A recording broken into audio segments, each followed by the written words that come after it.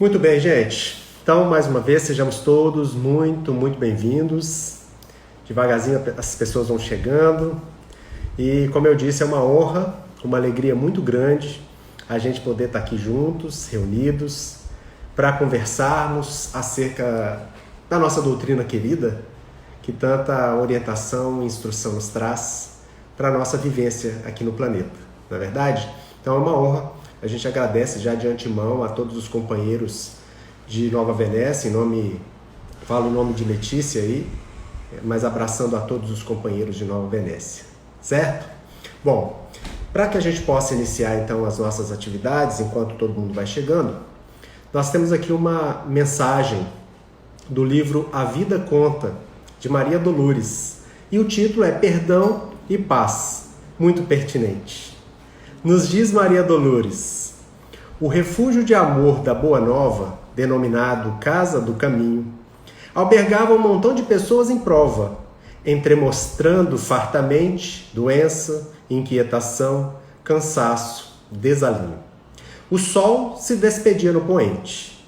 Tudo em Jerusalém, no entardecer, requeria parada de lazer depois do dia quente.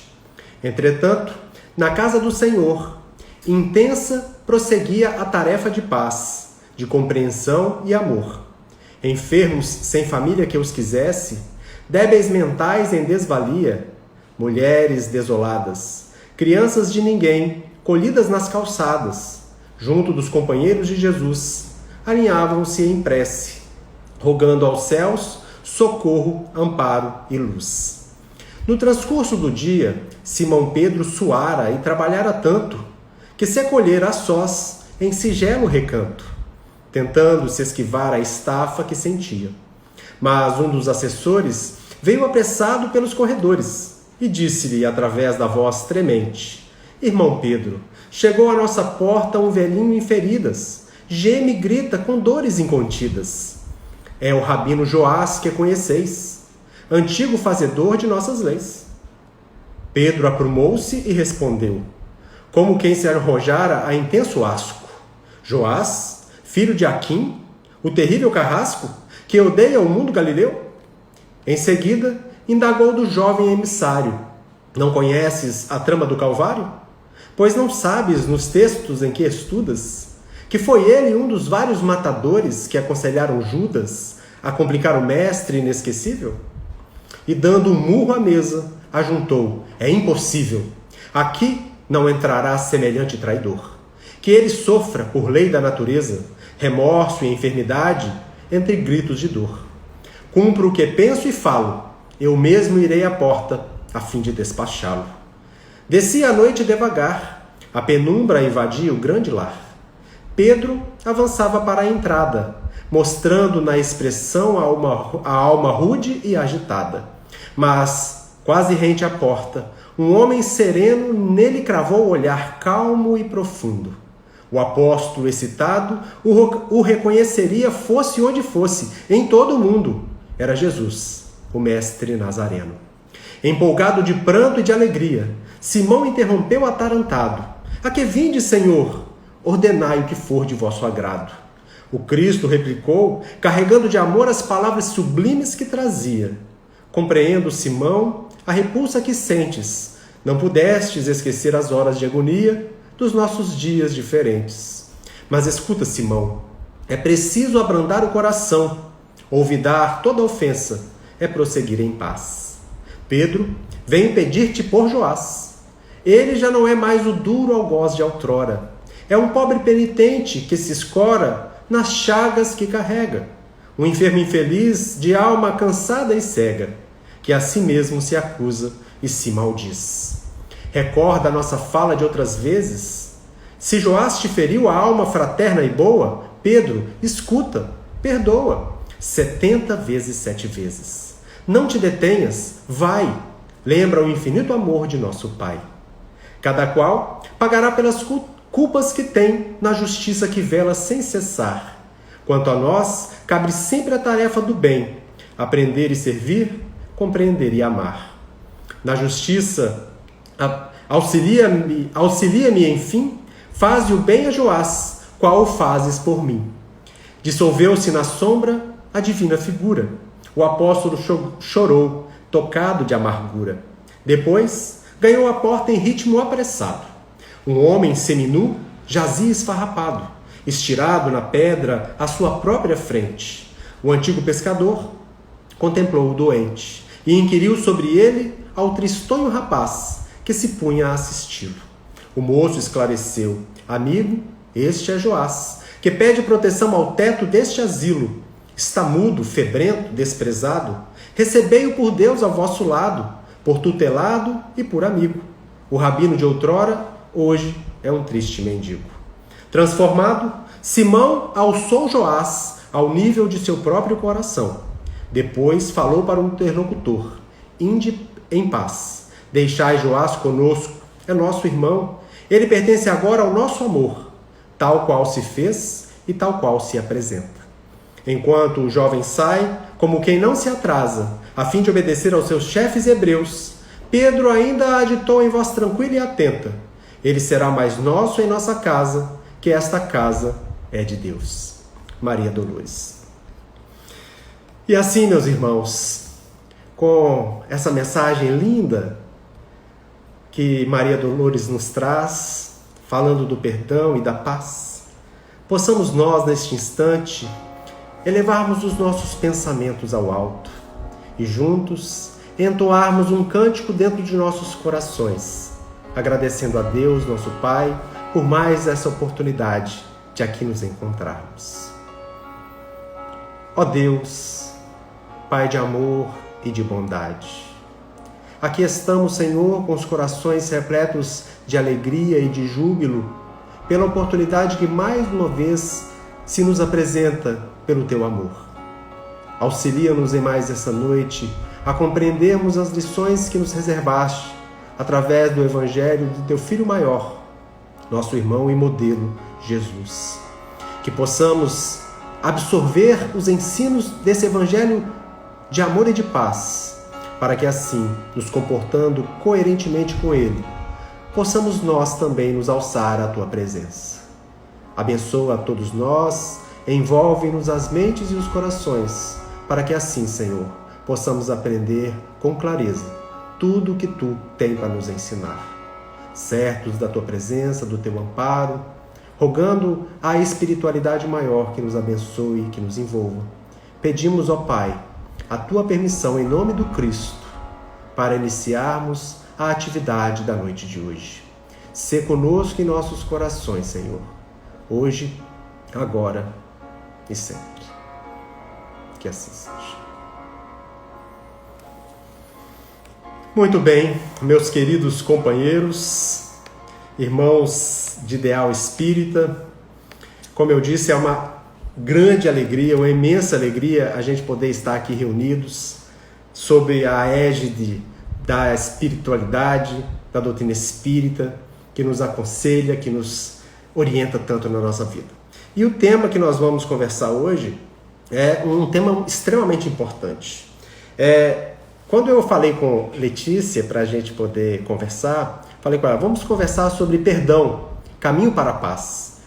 E ela disse assim, a gente precisa dar uma mexida nisso para tornar mais, talvez, interessante o tema, para as pessoas virem. E aí vamos colocar o caminho para a paz. Eu falei, tudo bem. E aí depois eu fui analisar a mudança sensacional que era essa simples transformação. Porque o caminho para a paz se torna uma coisa muito grave. Termos e falarmos sobre um caminho para a paz é diferente de falarmos do caminho para a paz. Mas eu espero que ao final dessa nossa conversa nós possamos ter uma noção mais clara do caminho que nos leva a essa tão almejada paz em nossos corações.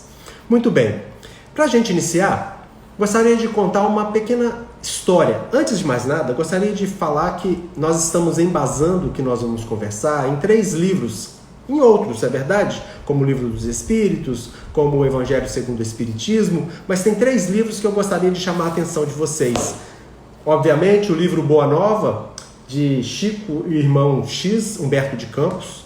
Um livro também do irmão companheiro nosso, Alberto Almeida, O Perdão como Caminho e o Caminho do Perdão, que vale a pena a gente ler. E um livro muito interessante, O Livro do Perdão, O Caminho para o Coração Tranquilo, dessa terapeuta norte-americana chamada Robin Kazarjian. E essa história que eu vou contar tem a ver com essa Robin Kazarjian. Vou contar a história de uma pessoa chamada Mega, de Mega Sena, chamada Mega. É uma senhora que trabalha em Boston, uma história verdadeira, que trabalha em Boston, nos Estados Unidos, e ela trabalhava num escritório que ela gostava muito do trabalho, mas que tinha uma patroa muito chata, muito violenta e agressiva, que sempre reclamava de tudo e de todos, extremamente desagradável. E Mega, se chegava cedo ela reclamava, se chegava tarde ela reclamava, e era um assédio moral contínuo, constante. Até que um dia Mega disse assim para si mesma: eu não vou mais dar conta disso. Eu não tolero mais viver uma vida que, apesar de gostar do meu trabalho, eu não consigo mais viver uma vida onde eu sou agredido o tempo todo. E aí ela resolveu pedir demissão. Estava almoçando naquele dia que ela tomou aquela decisão e encontrou com a doutora Robin Kazarjian, que tem um trabalho com perdão. E ela lhe convidou para poder fazer parte de um seminário, de um evento que ia ter naquele dia sobre esse assunto. E ela falou que não poderia, porque como que ela faria se ela se ausentasse do trabalho? Contou toda a sua história, as dificuldades que ela passava com a patroa. E aí a Robin falou para ela: bom, mas pior do que está não pode ficar. E aí a Mega pensou, falou assim: eu vou fazer isso, uma tarde a mais, uma tarde a menos, eu já vou pedir demissão amanhã mesmo. E foi para o trabalho falar e conhecer um pouco mais sobre o perdão. E viu que ali a situação do perdão era uma coisa que poderia mudar a vida dela, independente das coisas, das circunstâncias que estavam ao seu redor. E ela tomou a decisão que não ia simplesmente largar o trabalho que ela gostava tanto, e que ela não ia deixar a patroa definir para ela como que seria o sentimento, como que seria o dia dela. Então, ela, no dia seguinte, ela chamou a patroa para tomar um chá. E a patroa perguntou: o que aconteceu? A gente conversa, eu queria que você tomasse um chá comigo. Mas se você acha que eu vou te perdoar, que você está fazendo só para me convencer, não vai adiantar não. Mas aí ela foi. E lá, naquele chá, naquele lanche que fizeram juntas, a Mega ficou sabendo que a sua patroa era uma pessoa muito amargurada, mas que tinha uma vida muito difícil. Era uma pessoa que apanhava do marido, era uma pessoa que tinha problemas com o filho que era viciado em drogas, tinha uma vida extremamente difícil. E ela contava que estava muito emocionada porque ninguém até aquele dia tinha lhe convidado para um lanche, um cafezinho qualquer. E que ela se sentia muito grata. E teve a oportunidade naquela conversa de extravasar, de colocar para Mega todas as suas dificuldades. E Mega passou a vê-la com outros olhares, com outros olhos. Entendendo que por trás de cada pessoa, com suas dificuldades, existe uma história. E ela tomou a decisão certa de, antes de mais nada, perdoar a sua patroa dentro do seu coração. E aquilo transformou a vida de Mega. E aí, a gente vai vendo uma série de outras ideias e informações que nos remetem à ideia de que o perdão é necessário para os nossos corações, mas que nem sempre a gente entende e compreende. Não perdoar, guardar raiva, rancor, são situações que nos fazem mal. Todos nós sabemos de alguma maneira. No livro Forgive for Good, Perdão para o Bem, do Dr. Fred Luskin, que é professor da Universidade de Stanford, nos Estados Unidos, ele nos fala nesse livro sobre uma pesquisa muito interessante que ele fez. Ele, que é cardiologista, especializado em problemas relacionados à pressão arterial, ele fez uma experiência muito interessante com uma série de voluntários, todos com a pressão normal. Ele colocou para eles situações de raiva, onde eles desenvolvessem a raiva. E ele dosava antes e depois dessa situação a imunoglobulina A, a IgA das suas salivas. Ele media antes e media depois. E viu que 5 minutos de raiva eram suficientes para fazer desaparecer essa imunoglobulina da saliva, mostrando de uma maneira muito categórica que 5 minutos de raiva eram suficientes para que mudasse o sistema imunológico de uma maneira muito fácil de ser mensurada, já que a saliva era de fácil acesso e a mensuração da imunoglobulina A era fácil. Então, ele começou a mostrar corroborando as informações de que sentir raiva, guardar raiva, faz mal para a gente. Então, a gente sabe de todas essas informações. Sabemos que perdoar é necessário. Sabemos das lições evangélicas sobre isso. E a gente pergunta por que trabalhar o perdão é algo tão difícil para nós. E a gente precisa compreender isso, para que nós, de posse desse entendimento, possamos transformar as nossas ações. Primeiro, é fundamental a gente entender o que o perdão não significa. Porque para muitos, perdoar significa dar a absolvição, dar o aval para aquilo que está sendo feito de errado. Então, a primeira coisa, perdoar não significa aprovar comportamentos negativos. Quando você perdoa alguém que fez uma coisa errada, você não está aprovando aquilo que ela fez. É o contrário, não tem nada a ver com a aprovação das coisas negativas que alguém possa fazer. Também não significa fingir que está tudo bem. Eu vou perdoar e vou fingir que eu não estou com raiva, vou fingir que isso não me machucou, vou fingir que isso não me magoou. Não é assim, porque as emoções que nós sentimos, que nós temos, elas são nossas. Nós precisamos trabalhá-las, nós precisamos transformá-las, mas nós não temos como negá-las. Levantar o tapete, puxar o tapete, colocar essa sujeira para debaixo do tapete, não faz com que ela desapareça, mas ela fica ali, crescendo, sendo de uma certa forma alimentada para que depois irrompa, causando um estrago muito maior. Então, perdoar não significa que a gente vai fingir que está tudo bem. Se algo nos machucou, aquilo é uma realidade. Nós não vamos fingir que está tudo bem, né? Também não deve ser uma atitude de manter uma sensação de superioridade. Não, eu te perdoo porque eu sou melhor que você. Isso também não é perdoar no verdadeiro sentido da palavra. Perdoar não é ser superior. Não é uma atitude de superioridade que a gente deve fazer para que humilhe o outro. Então isso não é perdão. Não significa que você perdoando, que você deva mudar seu comportamento. Essa é uma das coisas mais difíceis que a gente às vezes pode entender. Por exemplo, você tem uma desavença, um problema sério com alguém, por exemplo, uma relação conjugal, e de repente alguém agride o outro fisicamente. E você decide dentro do seu coração que aquilo já chega, não dá. É o limite.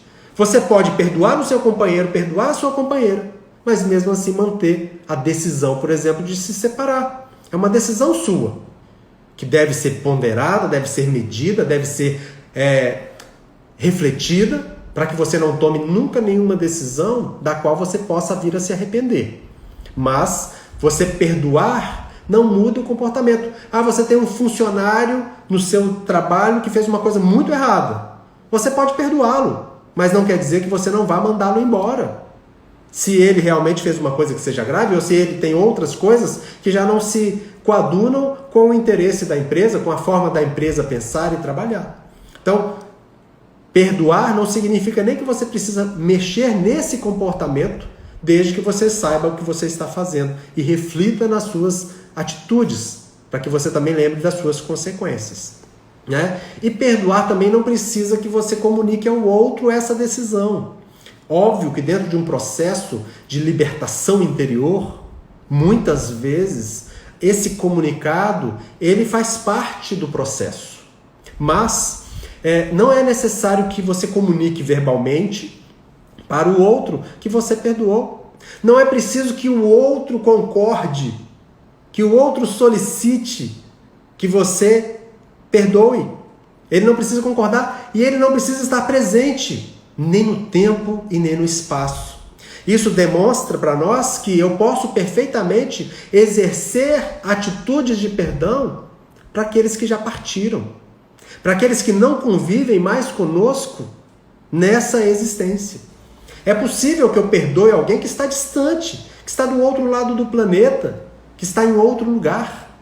Então, a atitude de perdoar independe dessas variáveis. Nada disso é necessário para que a gente efetue a atitude de perdoar, né? E o que seria perdoar? Se a gente pegar a palavra perdoar, ela deriva do latim perdonare. Per significa total, percurso. Quando você vai fazer uma viagem, vai transitar por aquele percurso, toda a extensão daquela distância, percurso. Então, per significa total, completo. E donare significa dar, entregar, doar. Então, perdoar é uma entrega total. É uma doação total, completa, integral. Isso significa perdoar. Então, nos diz Alberto Almeida, no livro O Perdão como Caminho, o caminho do perdão, que perdoar significa você entregar mais do que lhe foi solicitado. É uma coisa mais intensa, uma coisa mais completa do que o outro poderia até solicitar de você. Né? Perdoar significa libertar-se. Significa você se desvincular do peso, das dificuldades que a situação inversa ao perdão lhe traz. Quando você não perdoa, você carrega no seu coração toda uma mágoa, um rancor, um peso nas costas, que torna a sua vida densa, pesada e dificulta a harmonia que a gente espera, que a gente deseja, que a gente aspira. Né? Perdoar significa seguir adiante. Essa doutora Robin Kazarjian, ela diz que aos 21 anos de idade, enquanto ela estava na faculdade, ela foi estuprada. E ela perdoa. E ela perdoa não porque ela concorda, obviamente que não. Ela perdoa porque assim ela pode seguir à frente, pode seguir adiante, pode seguir livre para aproveitar e para viver a vida que ela tinha pela frente. Então, perdoar significa não ficar estabilizado, estagnado no tempo, mas seguir adiante, avançar com novas possibilidades de aquisições. Também significa ficar em paz dentro de si. Perdoar significa se livrar dos pesos, se livrar das dificuldades que nós às vezes vamos vivenciando pela nossa postura diante de certas circunstâncias que vão nos magoando, nos machucando, e às vezes as coisas mais insignificantes. Então, perdoar significa ficar em paz. Tudo isso significa perdoar. E por que é tão difícil para nós vencermos, trabalharmos essa questão do perdão dentro dos nossos corações?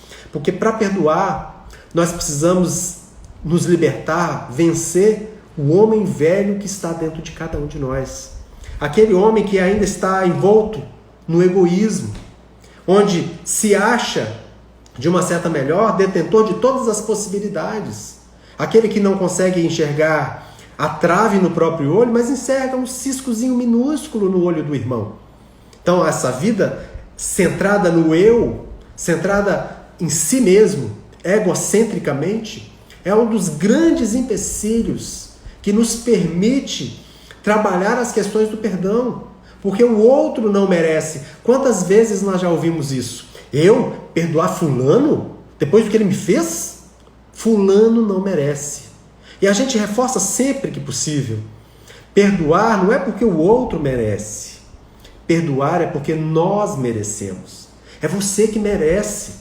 Você que não merece passar pelas angústias, pelas dificuldades que o não perdão te traz. Então, perdoar não é por conta do outro. Perdoar é por minha causa. Eu é que mereço o perdão. Isso é fundamental. Outro problema grave que anda de mãos dadas com o egoísmo, como nos mostram os Espíritos no Livro dos Espíritos, é o orgulho. Quando eu acho que é humilhante da minha parte me rebaixar, seja para pedir, seja para doar o perdão, isso dificulta, porque eu sou bom demais, eu sou perfeito demais, eu sou grande demais para que eu possa me sujeitar a uma situação dessa. Eu, que sou uma pessoa correta, sou um bom pai de família, uma mãe de família, sou uma pessoa que faz as coisas tudo corretamente, que pago certinho meus impostos, que nunca fiz mal a ninguém, vou tolerar esse tipo de coisa? É o que nós falamos muito frequentemente. O que nos traz dificuldades para que a gente possa adotar a postura do perdão dentro dos nossos corações. Guardar mágoa e ressentimento, que é outra coisa que nós fazemos excelentemente bem. Quando nós guardamos mágoa e ressentimento, a mágoa é aquele fel que nós vamos alimentando. O ressentimento, a palavra já diz, é ressentir.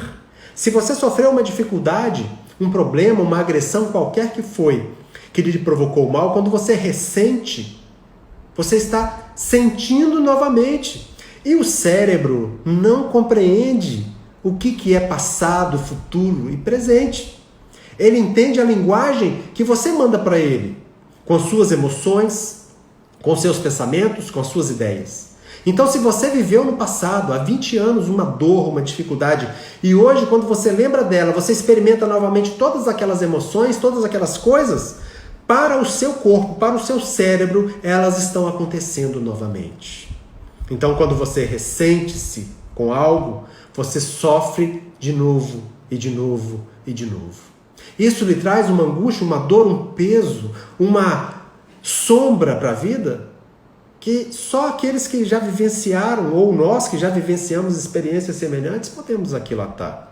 Então é necessário que a gente desvincule disso. Tem uma frase que fala que guardar ressentimento é como se você tomasse um copo de veneno, esperasse que o outro morresse. Como se você segurasse uma brasa na mão para jogar no outro, enquanto a brasa te queima a sua mão. É como você segurasse nas suas mãos um ácido para jogar no outro, enquanto ela corrói a sua própria mão. Isso é ressentir. É você se machucar, você se comprometer, você se adoecer.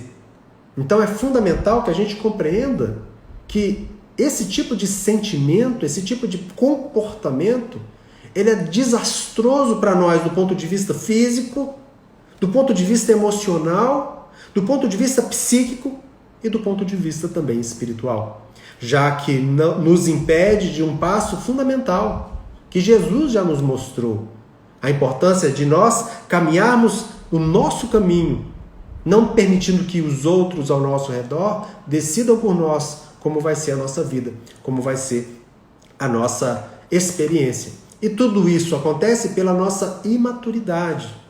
Espíritos imortais que somos estamos muito mais próximos do macaco do que do anjo. Essa imaturidade nos traz dificuldades para apreendermos o que é verdadeiramente necessário para a nossa libertação, para o nosso progresso, para o nosso avanço na direção da verdadeira felicidade que nós tanto almejamos. E aí a gente vai lembrar que o perdão que a gente vai dizer não é um perdão que é simples, que é fácil. Ele não é, como nos diz Alberto Almeida, uma coisa só para os anjos, para os santos. É preciso para nós entendermos que nós aqui, que necessitamos do perdão para a nossa caminhada, temos plenas condições de implementar em nossas vidas, mas também não é uma coisa leviana, é uma coisa vulgar, onde se passa por um arremedo de virtude, onde é lugar comum, eu te perdoo, mas no fundo os sentimentos continuam os mesmos. Então o perdão não é atitude de anjos e santos, não é arremedo de virtude também, por outro lado, mas requer esforço, demanda tenacidade, persistência, para que a gente possa destituir-se desse homem que ainda nos impede de sermos esse homem novo que o Evangelho descortina para nós e que nos indica o caminho para a própria conquista. E, geralmente, o processo de perdão, ele passa por algumas etapas, que podem ser mais ou menos lentas ou rápidas, dependendo da nossa postura, dependendo da magnitude da dor que nós sentimos, mesmo sendo coisas relativamente simples. Às vezes uma coisa grave para um é encarado de uma forma leve, enquanto que para outros uma coisa tranquila a princípio pode ser encarada como uma coisa muito difícil, muito agressiva. Então isso vai variar de acordo com cada um de nós. Mas geralmente a primeira coisa que surge é a necessidade. Nós sentimos necessidade de levarmos uma vida mais leve, mais serena, mais suave. Assim, a necessidade de nos libertarmos desse peso, dessa dor, surge em nossos corações. A gente não aguenta mais. E aí a gente começa a pensar no perdão. Depois, principalmente para nós que vamos entendendo o Evangelho do Cristo, mesmo com as nossas dificuldades, vem o sentimento de caridade. A necessidade que temos, e nós espíritas em especial, entendemos que fora da caridade não há salvação. Então esse sentimento de caridade que vai brotando em nossos corações é outra coisa que vai nos impulsionando na direção da implementação do perdão em nossas vidas. E aí surge a vontade. Esse desejo, que já pode estar desde o início, mas surge aquele desejo alimentando o ideal da prática do perdão. Essa vontade nos imprime na direção de entender, de buscar informações, de buscar recursos que nos façam viabilizar a implementação do perdão. E aí, depois então dessa vontade, a gente tem um entendimento. E com o entendimento vamos compreendendo uma série de fatores da necessidade que temos de perdão para nós, mas também vamos compreendendo que o mal que nos faz mal, como nos diz Joana de Ângeles, não é o mal que me fazem. O mal que me faz mal é o mal que eu faço. O mal que me fazem torna o outro mal. E assim vamos entendendo que aquele que pratica o mal é digno da nossa compaixão. Porque ele vai ter que se haver com a sua própria consciência, vai ter que se haver com a lei de Deus. Enquanto nós, se estivermos à margem desse processo, vamos estar com as nossas consciências em paz. Então surge o sentimento de piedade pelo outro. Por mais difícil, por mais grave seja a situação em que ele tenha nos provocado. E na sequência natural, desenvolvemos simpatia. Até que um dia chegaremos ao patamar do Cristo, onde desenvolveremos o amor fraterno, envolvendo aquele que nos agride num amor verdadeiro, fraternal, e não vamos mais nos sentir agredidos nesse processo de transformação das nossas consciências, de transformação das nossas atitudes, de transformação do nosso eu interior. Isso tudo são fases de um processo para que a gente compreenda que em todas elas é possível implementar atitudes de perdão. Mas esse perdão integral, lindo, que a gente vê na postura do Cristo, ele vai demandar o tempo da nossa madureza, do nosso amadurecimento espiritual, para que se concretize em nossos corações. E quando a gente fala então de perdão, a gente precisa lembrar de duas situações, pelo menos. Vamos dividir aqui o perdão. Primeiro, a gente tem que lembrar que é claro que quando a gente fala de perdão, a gente está pensando no perdão que a gente vai dar. Mas a gente também precisa se lembrar que nós precisamos inúmeras vezes de perdão. Então, como pedir perdão? Então é preciso que a gente se mobilize para pedir perdão quando nós erramos, quando nós nos equivocamos, quando nós percebemos a falha de nossos comportamentos, a falha de nossas condutas. Então, pedir perdão é o primeiro passo que a gente precisa analisar. E pedir perdão exige de nossos corações um primeiro passo fundamental para que seja verdadeiro, que é o arrependimento. Quando você se arrepende daquilo que você fez, você está no passo mais importante, ou o primeiro passo de uma escada que vai te libertar. Então é preciso que você se arrependa, mas para se arrepender é preciso que você reconheça o mal que você fez. Se você nem ao menos reconhece que fez o mal, como que você vai se arrepender? Então, arrepender-se é o primeiro passo de uma caminhada importante nesse processo. Mas a gente precisa se lembrar que arrepender, não é o único ponto. Não basta, tendo feito um monte de coisa errada, que eu me arrependo e está tudo certo. O passo que liberta, como está lá na primeira carta de Pedro, capítulo 4, versículo 8, o amor cobre a multidão de pecados. Para que eu possa realmente resolver a situação, é preciso a reparação. É preciso que o amor haja onde o desamor obrou, onde imperou as dificuldades, os problemas e as imperfeições. Quando nós trazemos essa noção clara de que é necessário a gente dar um passo seguinte, o arrependimento vira o alicerce para que a gente prepare o nosso espírito para os passos seguintes necessários, que sim vão nos realinhar com a lei de Deus, que é de amor, de justiça e de caridade, facultando a nossa própria libertação.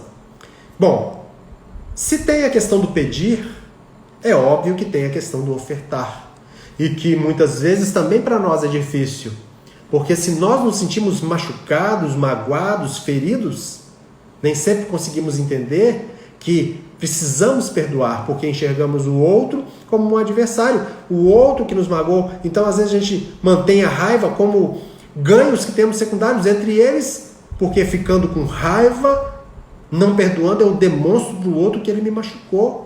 Eu tenho um ganho com isso. Me sinto superior porque eu estou aqui numa situação em que eu é que fui vilipendiado. Então a gente precisa se desvincular disso. E o primeiro passo, a gente pode dividir o perdão, para a oferta do perdão, em três momentos diferentes, para três personagens. O primeiro deles, obviamente, é o perdão que nós precisamos ofertar a nós mesmos. Disse Jesus que amar a Deus sobre todas as coisas e ao próximo como a si mesmo está resumido toda a lei e os profetas. Não sendo possível assim amarmos a Deus sem amar o próximo, mas também não é possível amar o próximo se nós não nos amamos. Então é fundamental que a gente entenda que é necessário a gente se perdoar, a gente se compreender, a gente se aceitar, para podermos assim fazermos as transformações em nós, também tão necessárias. E é preciso a gente se desvincular de duas coisas muito importantes. A questão da culpa e a questão da desculpa. Primeiro, a culpa. Quando você se culpa e alimenta remorso, aquilo te paralisa. E evita com que você dê os passos subsequentes. Você fica se autopunindo. Pelo remorso que te paralisa, você se sente um nada, você se sente incapaz, você se sente um zero à esquerda. E muitas vezes você não tem condição de se perdoar, porque o remorso não permite. Você precisa realmente sofrer, você precisa pagar por aquilo que você tem feito de tão errado. Você já sabe, você é espírita, você lê o Evangelho, você participa dos grupos de estudo, vai nas palestras, mas você continua fazendo as mesmas coisas. Então é preciso a gente entender que nós temos as nossas dificuldades e que precisamos nos aceitar para que possamos nos transformar. Mas ao mesmo tempo não podemos nos utilizar da desculpa. Ah, mas também foi por isso, por aquilo outro que eu agi dessa forma, porque o outro fez isso, porque a circunstância era desse jeito. Nenhuma nem outra atitude ela é benéfica. Porque ambas vão nos paralisar, uma na culpa, no remorso, outro na indiferença, o que é extremamente desastroso para o espírito. Então, entre um e outro, é preciso a gente achar o caminho exato, o caminho certo. E como a gente vai buscar isso? Primeiro, tendo esse entendimento que somos seres ainda imperfeitos, que estamos na caminhada para Deus, que estamos, apesar das nossas dificuldades, nós ainda temos coisas que já angariamos, nós temos coisas que nós já conquistamos, qualidades, mas temos muitas a conquistar. Então temos que entender o patamar que nós estamos, entendendo os nossos pontos fortes, os nossos pontos fracos, para trabalharmos essas características em nós. Então é preciso a gente se aceitar. É preciso que a gente compreenda que nós somos esse espírito que vai errar, que vai cometer falhas, mas não vai se comprazer nelas, que vai continuar lutando. Como se reconhece o verdadeiro espírita? Pela sua transformação moral, nos diz o Evangelho, mas também pelo esforço que ele faz para dominar as suas inclinações inferiores. E Deus sabe o que se passa em nosso coração e o esforço que a gente tem feito para a nossa transformação, para a nossa modificação. E assim, nem culpa nem desculpa, mas responsabilidade. Assumirmos a responsabilidade daquilo que fazemos, daquilo que somos. E assim, sendo responsáveis, irmos corrigindo as coisas que precisamos corrigir. Então, é preciso nos perdoar, nos aceitando com responsabilidade, para nos transformarmos gradativamente. E assim, sairmos do homem velho e adentrarmos o homem novo nesse processo libertador de nós todos. E além de perdoarmos a nós, a segunda entidade, digamos assim, que a gente precisa lembrar que faz parte do nosso perdão, faz parte dos nossos esforços de perdão, é com o próximo. E aqui a gente subdivide. A segunda entidade é o próximo, os próximos mais próximos, os familiares e os amigos. E vamos observar que é exatamente no seio da família e dos amigos onde nós vamos enfrentar, em geral, as mais atrozes decepções. Porque com o inimigo a gente não se decepciona. A gente se decepciona com quem come no mesmo prato. é com quem convive sob o mesmo teto, é quem a gente dedica as nossas maiores alegrias, os nossos melhores sentimentos. E de repente, como nós o colocamos num patamar mais alto em que ele está, ele se comporta coerentemente com o nível em que ele se encontra e nós nos decepcionamos. E assim nos sentimos magoados, nos sentimos agredidos. E aí vem as dificuldades do perdão. Né? Então, com os familiares e amigos é importante a gente lembrar de todas essas coisas. Quando é com familiar, com filho, então, lembrar dessas questões todas. Né? Culpa e desculpa. Então não adianta você ficar culpando o outro de uma maneira agressiva, de uma maneira incisiva, porque isso não vai trazer benefício nem para ele, nem para você. A desculpa muito menos. Porque é assim, porque meu filho tem uma dificuldade, tem um problema. Não foi isso, ele não deve ter feito isso, não deve ter pensado aquilo. E a gente vai ou culpando ou desculpando. E nunca trazendo a responsabilidade, não só do nosso ente querido, como nossa. Se ele estiver, por exemplo, dentro da esfera de ação das nossas pessoas. Né? Se é um filho, se é um pai, se é um irmão, se é um amigo, todos nós temos responsabilidades para com eles.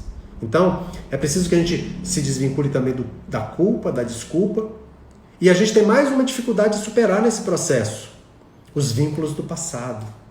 E às vezes ali, como nos diz Emmanuel, no livro Caminho, Verdade e Vida, no capítulo, se não me falha a memória, 61, que trata da parentela, onde Emmanuel nos diz que muito frequentemente, sob o mesmo grupo familiar, inimigos do passado se obrigam ao abraço diuturno para que com os laços da consanguinidade possam superá-las, transformando esses nós em laços. Então, os vínculos do passado nos dificultam a implementação do perdão, porque ali dentro de nós temos a sensação, temos a intuição que ali está um grande inimigo. Ou ali tem alguém que realmente nos deve, não só ali naquela existência, mas em existências passadas. Né? Então, como que a gente busca isso? Primeiro, compreendendo que eles também são espíritos, que eles também necessitam do perdão como nós necessitamos, que são espíritos imperfeitos.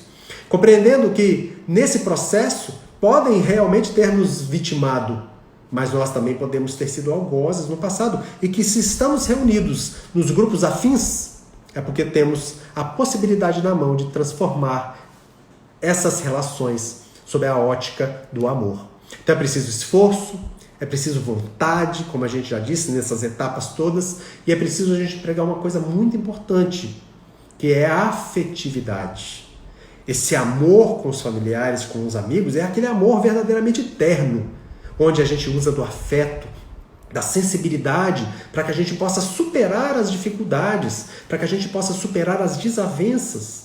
Porque com o amor, com a pitada de carinho, tudo verdadeiramente fica mais fácil. Então é fundamental para que a gente busque, para que a gente conquiste, implementar essas atividades nas nossas vidas. Né?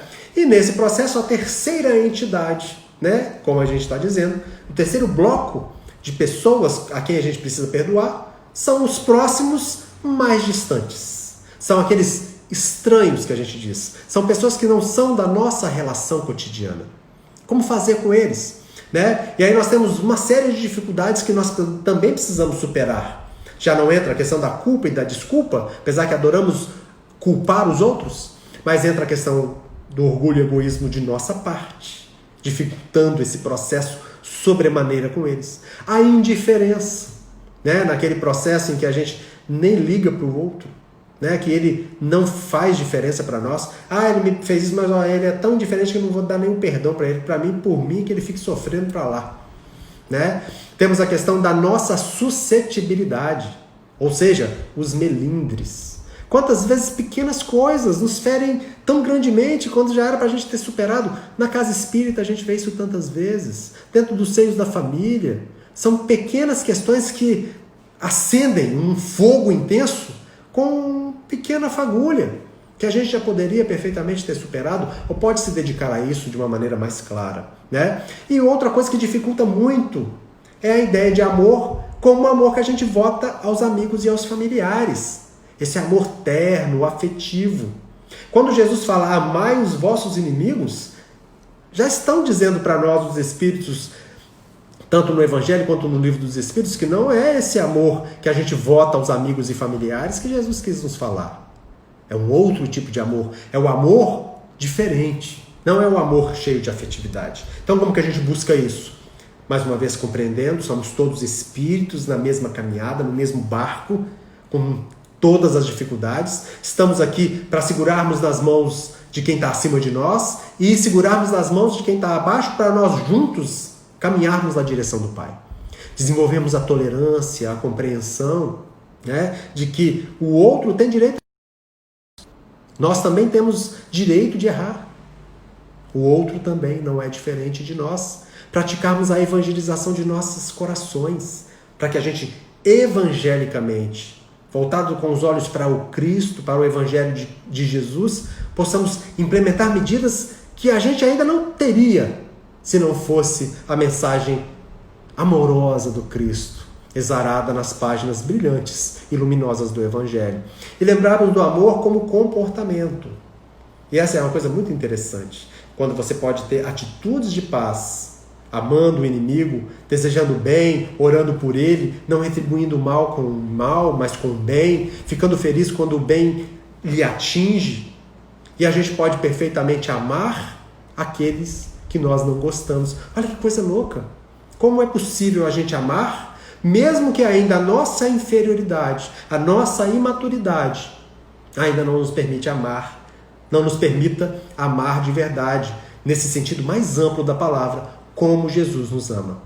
Mas chegaremos lá. Será possível? Então é possível nós amarmos, é possível nós perdoarmos, para que a gente possa atingir o clímax a que estamos destinados. Estamos aqui com o objetivo de sairmos dessa existência espíritos melhores do que aqui chegamos, trazendo para nossas vidas experiências libertadoras, experiências transcendentes, onde a bagagem espiritual possa ser maior do que a gente aqui aportou quando chegamos no planeta, quando chegamos para esses corpos que nós hoje temos na mão, né?